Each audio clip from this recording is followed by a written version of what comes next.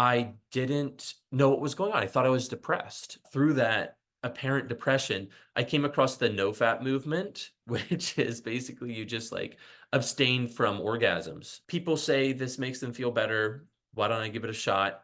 I did it and I felt like I got those superpowers. Post Orgasmic Illness Syndrome is a rare sexual medicine disease where patients get one of multiple clusters of symptoms following orgasm, including muscle tension, ear, nose, throat symptoms, and the pathophysiology is currently not understood. Personally, I tend to experience mostly the general cluster, which is a bit of fatigue. I need a little bit more sleep. I can have trouble articulating sometimes, and I get a little bit anxious. So I'm like, maybe people are experiencing this. I'm not alone in this. Hello, everyone. My name is Dr. Moss from Life as a Patient Doctor. I am very excited to interview Isaac, who's a fourth-year medical student at UMass Chan SOM, applying to urology. During his undergraduate studies at University of Maryland, he found a very rare disease of sexual dysfunction called Post Orgasmic Illness Syndrome, POIS. Since then, he has been engaged in research and advocacy aimed at helping patients with POIS and other disabilities. Thank you for being here, Isaac. Hi, Stephanie. Thanks for having me on. I am so excited. Tell me about your journey into this health condition and medicine. Yeah, I had a really long journey in medicine. I actually started at community college. So this manifested when I was at community college. For those who don't know about the disease, it makes sense to explain a little bit. Post-orgasmic illness syndrome is a rare sexual medicine disease where patients get one of multiple clusters of symptoms following orgasm. It'll last for about 2 to 7 days and then just spontaneously resolves. Only happens with orgasm, but typically happens with every orgasm. The general cluster has patients feeling fatigued. There are some minor to not minor psychiatric symptoms. Sometimes people have difficulty articulating, something that you see in things like a stroke or a TIA. So it's really strange. And then there's a whole nother slew of clusters, including muscle tension, ear, nose, throat symptoms. And the pathophysiology is currently not understood. Personally, I tend to experience mostly just general cluster, which is a bit of fatigue. I need a little bit more sleep. I can have trouble articulating sometimes, and I get a little bit anxious. I can function. Usually, people who know me really well will be able to notice, but besides that, everything's pretty much the ordinary. Some people that I know have it a lot worse than me, so I'm lucky to have it the way I do. But yeah, when I say I first noticed I had it, that's what I noticed. I didn't know what was going on. I thought I was depressed. Through that apparent depression, I came across the no fap movement, which is basically you just like abstain from orgasms. It's this huge, yeah, it's crazy. It's this huge community online. There's a subreddit that has over 1 million subscribers. If you've heard of No Fap November, I don't know, we're getting a little men's healthy right now. So I was like, okay, people say this makes them feel better. Why don't I give it a shot? I remember reading on there, you get superpowers if you don't orgasm for a week. I'm like, wow, that's crazy. I did it and I felt like I got those superpowers. I looked on the Reddit and some people were just like, nah, it's BS. It might be good for discipline, might help you stay focused on things that matter. People with like porn addiction, that's great to challenge that, gain control over themselves. But I was like, no, I feel like I get superpowers. Then when I noticed the symptoms come on again, I was like, maybe it's just that I feel worse with orgasm. Maybe it's not that I get superpowers. It's just that I'm a normal human being when I don't orgasm.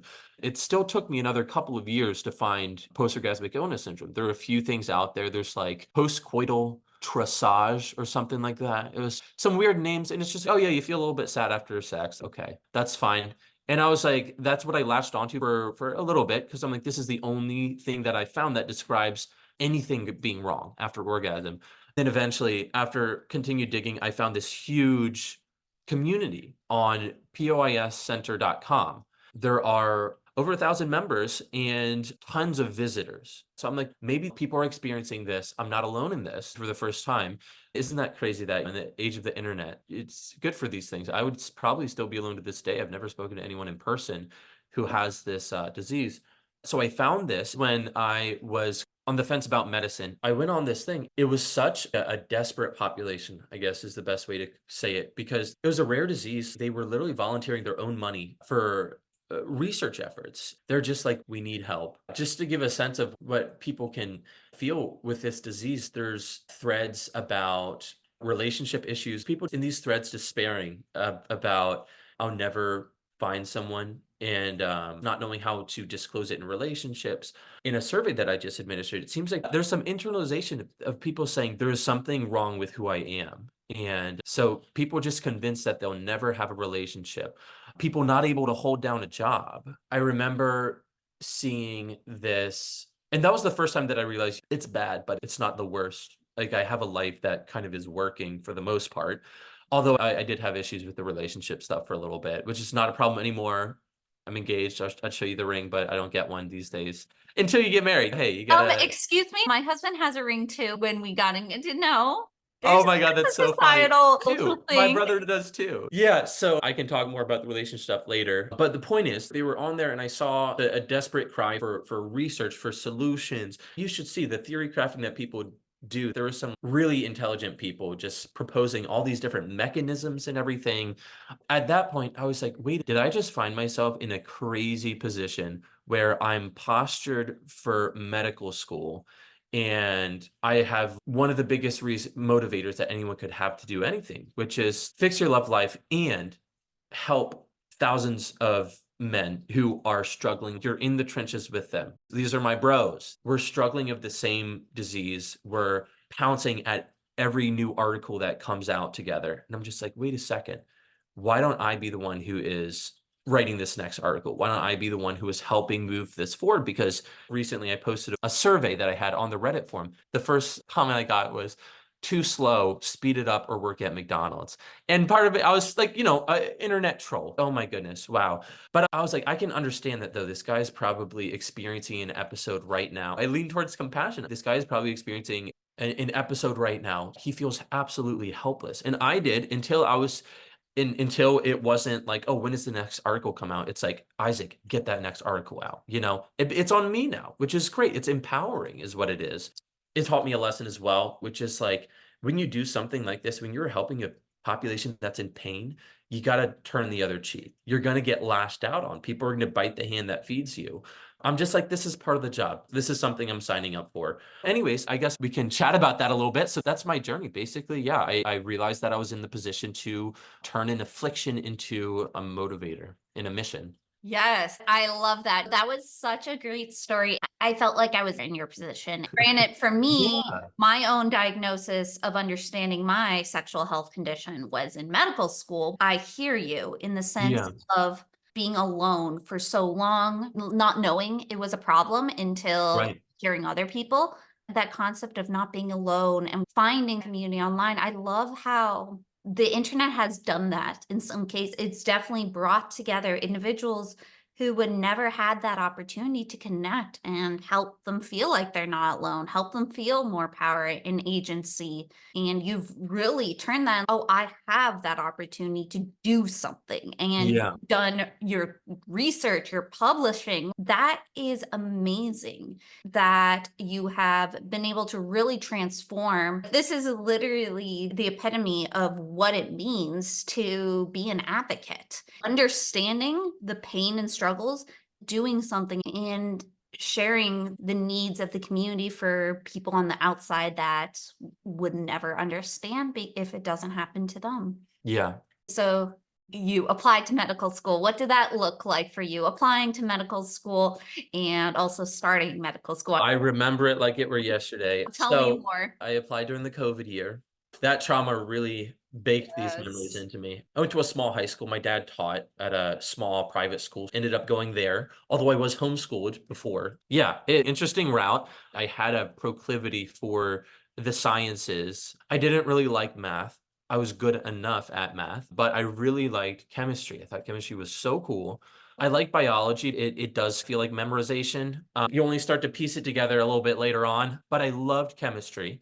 So people are like, oh, be a doctor. I was like, I don't know about all that. My grandpa's a businessman and he seems to do pretty well. And I'm following his footsteps. But then I remember one of my good friends' parents convinced me. And I was just like, okay, if it means taking more chemistry classes, let's do this. It sounds great. I didn't have any connections to the medical field though, so it was hard to even know what that looked like. I had some struggles in undergrad, and I actually ended up bouncing back and forth between business and pre-med during my first couple years while I was at community college. When I transferred and I settled on medicine, I also noticed that I really liked economics. It was a cool kind of framework to look at the world through.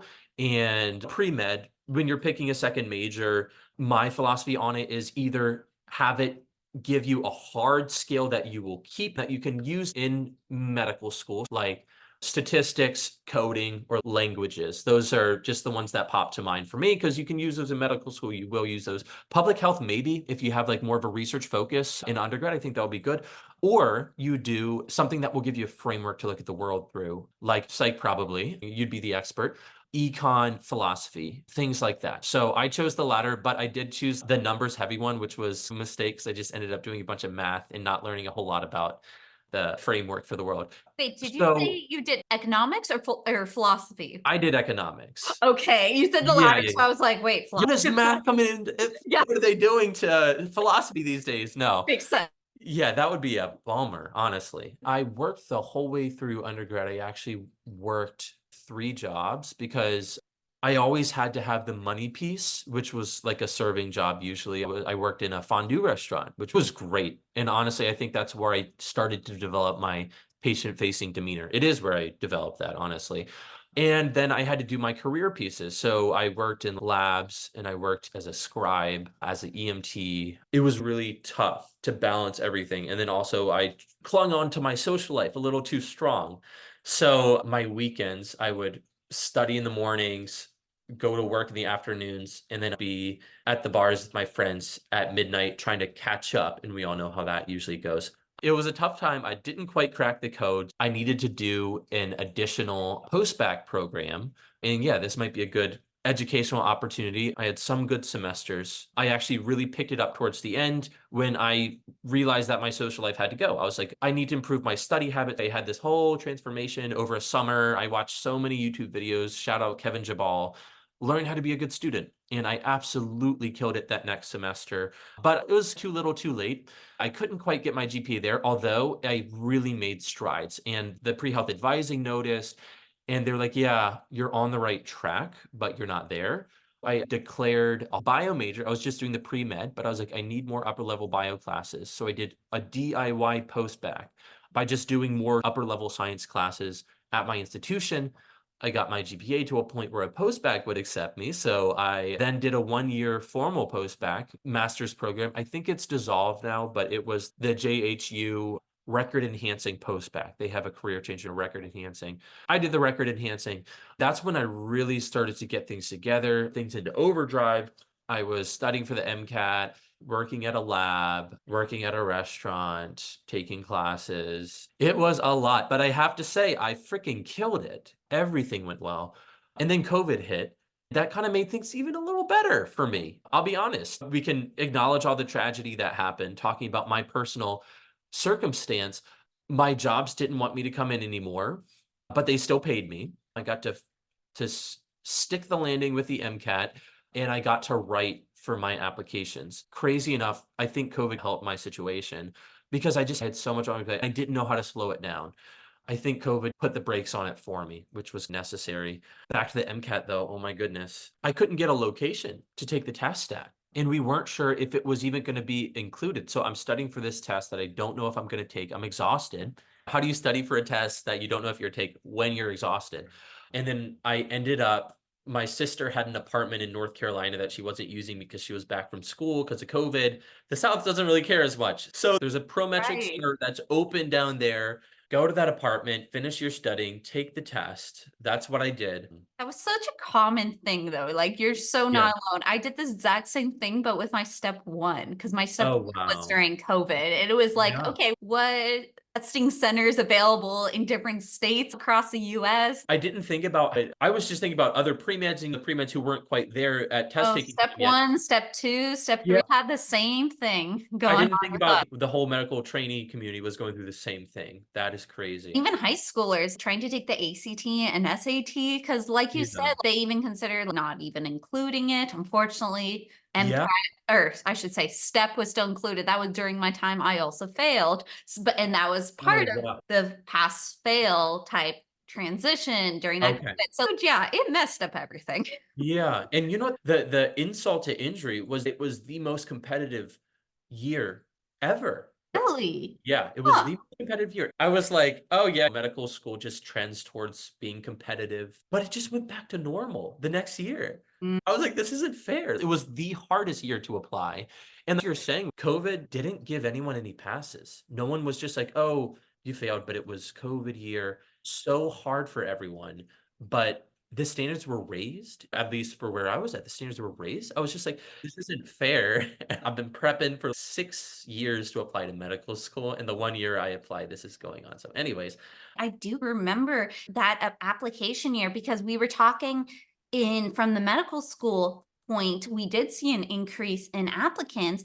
And yeah, the narrative that we said was, oh, now they have more time at home to prepare the application. So people that maybe would wait an additional year would now apply. Who knows if that was true, but that was the narrative that we were thinking when we're in medical school and hearing how many people were applying that year.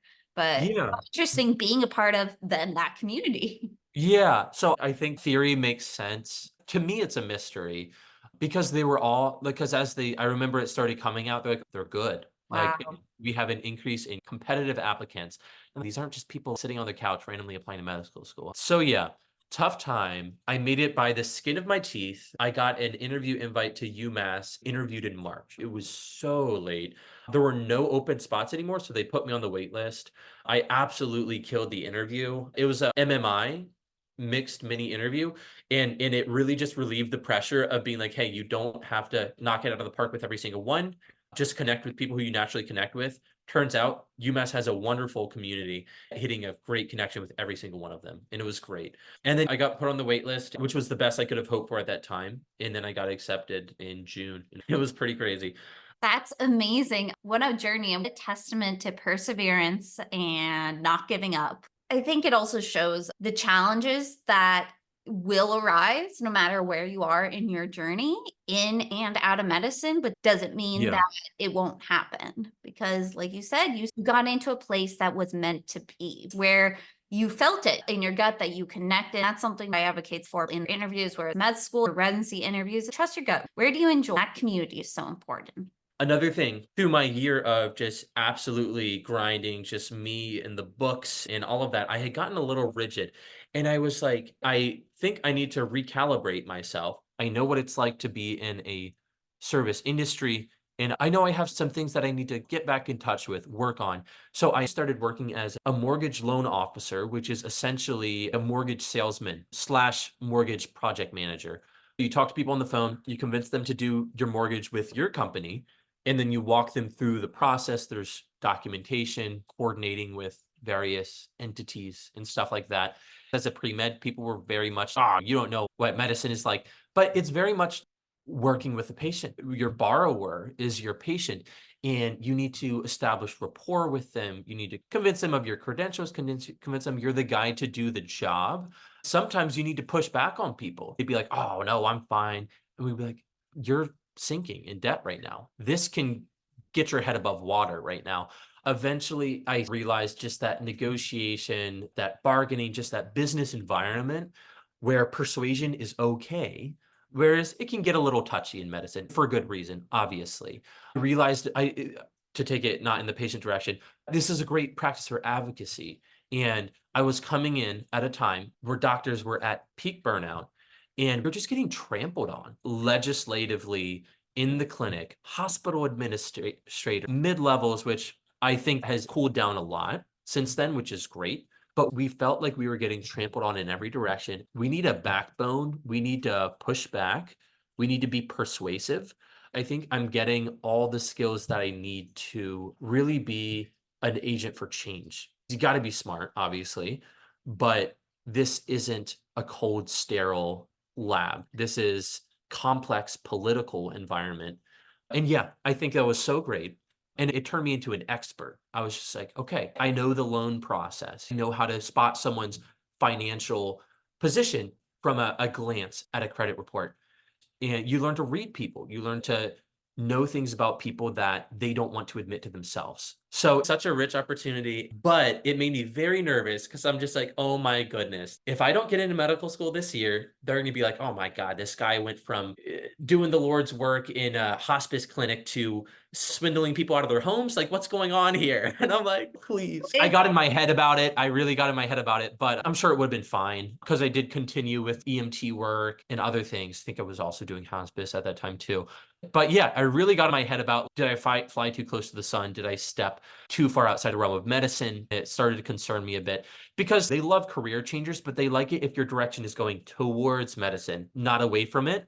I didn't want to have to explain, oh, this was just a professional development thing. They'd be like, why don't you just develop yourself in medicine? But I had gotten interested because my brother and all of his friends who I was living with at the time were loan officers. And I knew I was interested in sales because I wanted this set of skills of advocacy. And yeah, it paid off. It went by too quick, but it paid off. That's so cool. That is such a unique journey. And it's something that we were talking about this earlier, not on camera, just being unique. What does Yeah. that mean, especially when applying to medical school, applying to residency? I think it's so important to touch on those unique experiences and how that transformed you as an individual, using that experience of talking with someone, getting to know them, quick rapport, which is so important. And we don't talk about that enough. You have to be able to walk into a room and the patient has to trust you, and not just trust you because you have a white coat or a Yeah. stethoscope on you. Actually trust Rely on that a you lot. with their life. Yeah, exactly. I think we rely on that a lot, the white coat. But yeah, it was funny. I remember I donated bone marrow one time and the doctor comes in. He's like really nice. I was tired. It was super early in the morning. He's really nice and trying to establish rapport. And I'm just like, dude, you got the white coat. Just stick the needle in my butt. It's fine. He was trying so hard and I feel bad. I'm like, man, I should have went back and Right. Let's talk about, earlier said that you're applying to urology. So where yeah. did that surgery perspective come in? Yeah, great. And that's something that I'm working on articulating for residency interviews. This kind of brings us back to POIS a little bit, Post Orgasmic Illness Syndrome. When I discovered that I had this disease and was set on pursuing medicine to study this disease, it seemed to be straddling neurology and urology. Yeah, dysarthria, that's not very much a urology condition, is it? It was first described by a guy named Dr. Waldinger, the neuropsychiatrist in the early 2000s. He did some work on it. And since then, it's been mostly urologists working on this. And back in the day, I don't know why, but I was like, whatever specialty studies this, I have to go into. I found myself rooting for urology with a U. I know they sound exactly the same, so I'm going to try to emphasize the urology. I think back to me very early as a pre-med. This was before I was committed to being a pre-med. I wanted to do surgery. This was before I had any concept of what it meant to be a doctor of any sort. I was just like, yeah, surgery. I want to be a surgeon. If I try to think about why, I think the best way I could describe it now is a performance sense. I've been a performer. If you think about it, we're all performers. We perform every day in our daily lives. My whole family played soccer. I'm one of 7 kids. All of us had a soccer game on Saturday. It was crazy. I don't know how my parents managed it, carpooling, but it was absolutely crazy. I played soccer for 12 years. I had an unfortunate injury during my junior year. So I didn't get to play my senior year. It was tragic. I also played piano growing up. So did all my siblings. But I was the one who latched onto piano the most. I think just that the dexterity, I got really into multiple competitive video games where you don't just zone out and drive a car around a city. It's a practice arena. I don't know if you've seen those first person shooters. You practice aiming. You're playing against other real life players, and it's a true test of skill. It requires honing your dexterity. Again, it's a skill to these games. Oh my goodness. I'm finding that I'm wanting to talk about the video game more than I am talking. No, this is interesting. I would have never put 2 and 2 together. I see where you're going, the dexterity, the Hand-eye coordination. I want to talk about it more so than soccer and piano because I think it's a truer, and I was hoping I would want to talk about the other two more because it's a little more palatable for residency interviews. You might have a really young resident interviewing you, and that gets it. I cannot provide advice on surgery, but it makes sense. There was a movement for gamifying surgical training, and to the right people could totally work, but I'm just going to be candid here because that's what podcasts are for. Yeah, games, they'll have characters with different abilities that have different timers, different like effects. Trying to describe this the best I can without getting too in the weeds. You need to know those things. You need to have those second nature. They need to be memorized. There's this component of combining dexterity with a knowledge base. And then on top of that, having performances. It's the same as surgery. You have someone, you hit an artery, it needs to be second nature. You need to have a plan. You need to move immediately. There's a degree of working with what you have. And I can't speak because I'm not an experienced surgeon. In that moment where you hit an artery, you are holding particular things. Are they useful? Are they not useful? Get rid of it. Get what you need. If they are useful, there might be a little bit. I love this term because I grew up in a low resource household.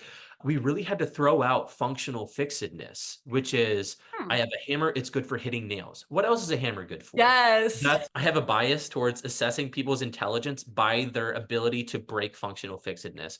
Oh my God, you and my husband would become such good friends. You guys just having similar type thoughts. So Yeah, it's so much fun finding a new use for something. I have like that. you're saying, low income or low resource, like Yeah, you only have certain things. So how can you use it? exactly. And I would love to work in something like MSF, the low resource place, at some point in my career. But yeah, so in video games, you are put in impossible situations. In these matches, the other people have you up against a wall, you're cornered.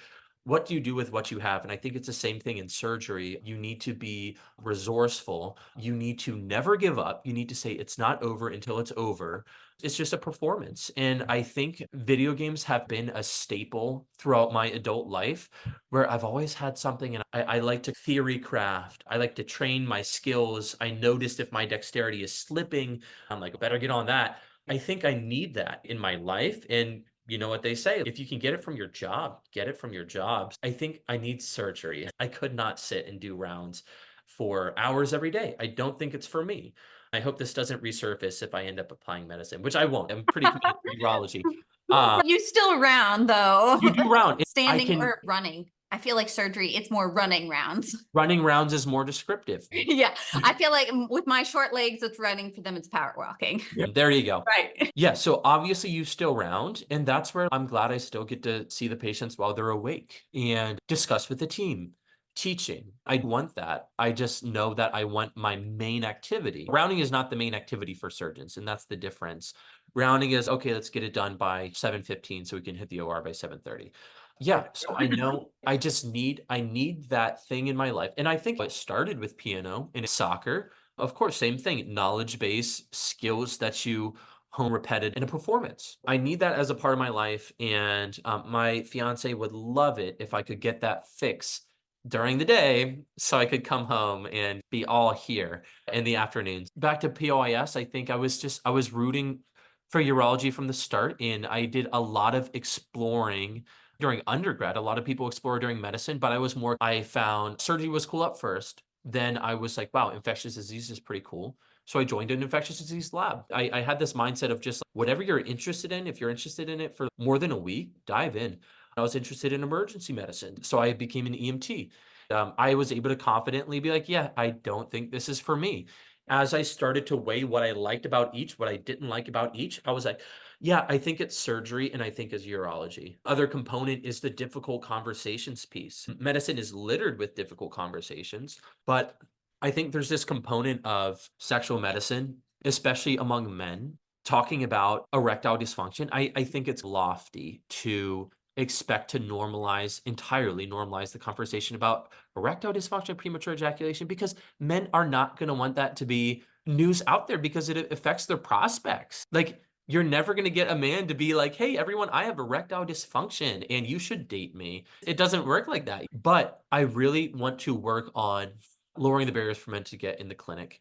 I want to be that guy who has the right touch of understanding without being patronizing, still being guy to guy and be like, oh, yeah, we'll get you fixed up. It's a really tough balance to strike. And that's what I like about it. I know there's difficult conversations with cancer and everything in a number of diseases. Like medicine is difficult conversations, but I'm definitely drawn to urology in particular. I'm glad you brought up a difficult conversation regarding sexual health because that is a great movement right now with the people going into urology recently that I've become friends with. That is a big thing of trying to normalize just sexual health conditions, not just in patients, but from the medicine side. If patients come in ready to talk, if a healthcare provider, if a doctor can't even utter the words erectile dysfunction, then where are we going to go? No. It's not going to go forward. So that is such a good point, and being able to educate. And aren't we both part of sexual medicine research team? Yeah. Yep. If anyone out there is a medical student or in the health field that is interested in improving sexual medicine research, some great urologists have come together. It's a group of medical students, residents, and other healthcare professionals passionate about improving research on sexual medicine. We're connected with ISHWISH, of course, Women's Sexual Medicine, the International Society of Medicine. We're connected to a lot of different ones. It's definitely a great group. You can email me if you want to learn more information about that. And you can bring your own ideas. There's a lot of Yes. students who are looking to help with projects. Something that I learned, fortunately, relatively quickly in medicine is you just got to do something. They can't do anything until you have done something. So just bring your ideas. It's a very well-connected group. They have attending support and a lot of hands. I get messages every time I present my work saying, I want to help. Bring your idea, start doing things. We would love to continue to grow the community. That's such a good point. If no one else is doing it, then you do it. It's an interesting thing. It's somebody must have thought of that before. And maybe they did and they forgot about it.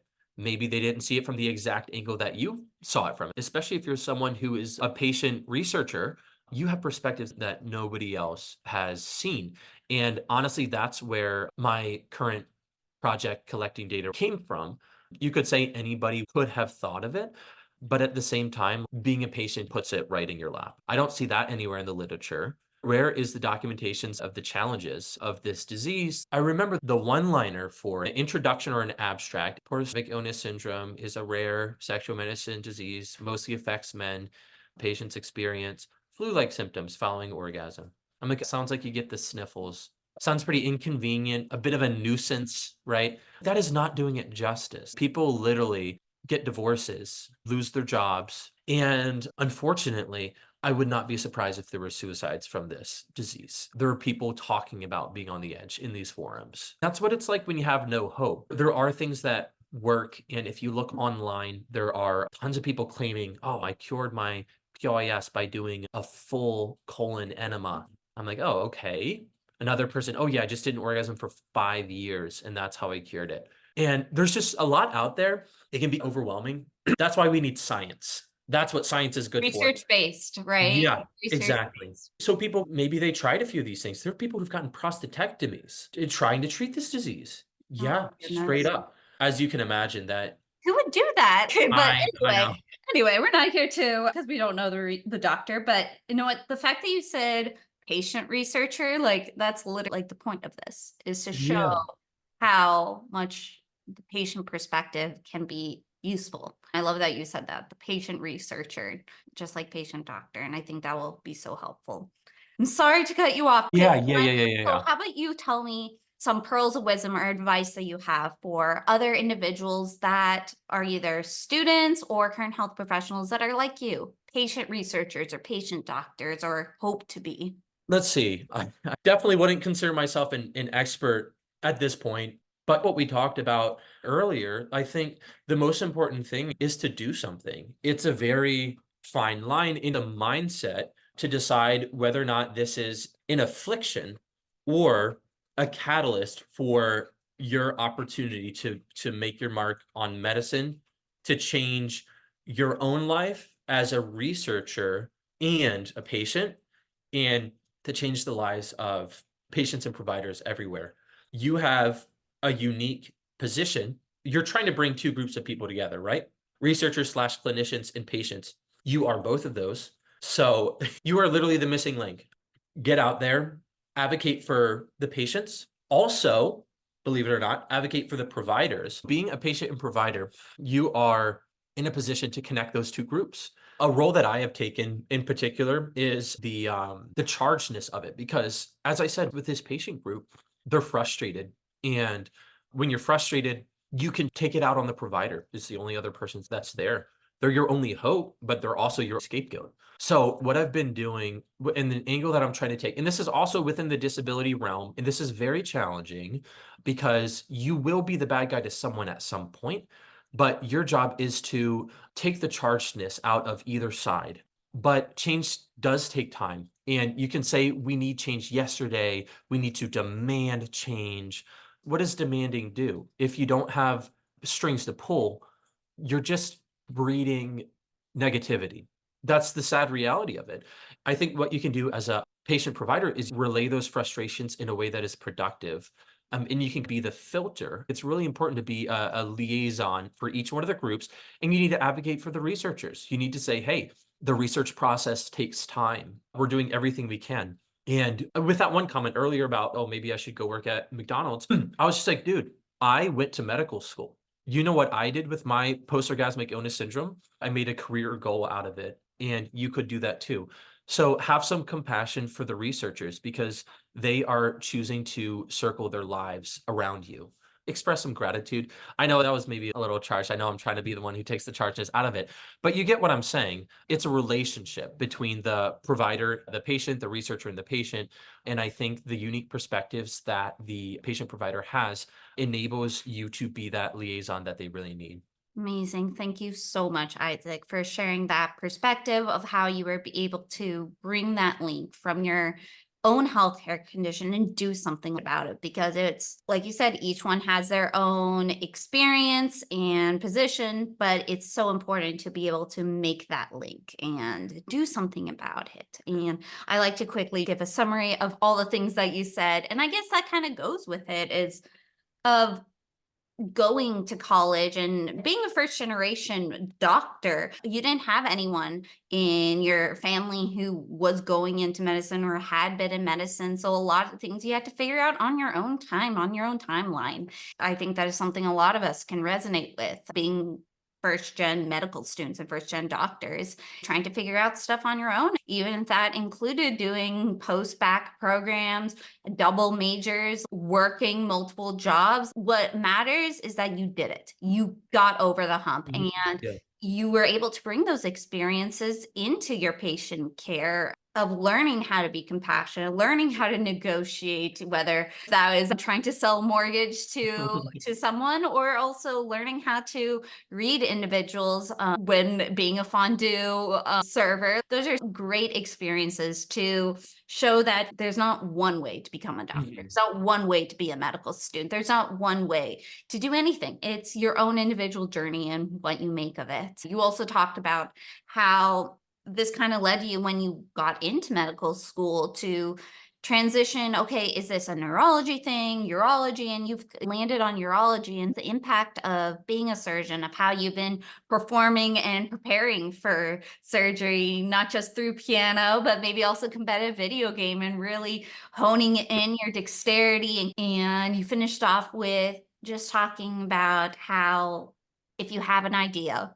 do something. You don't have to wait, just do it and keep going, have those difficult conversations with others and not giving up. I think that is so important. So thank you, Isaac, so much for your vulnerability, your strength, your advocacy. I wish you very much luck for your upcoming residency adventures. Thank you. It'll be challenging, but worth it. Yes. Promise you.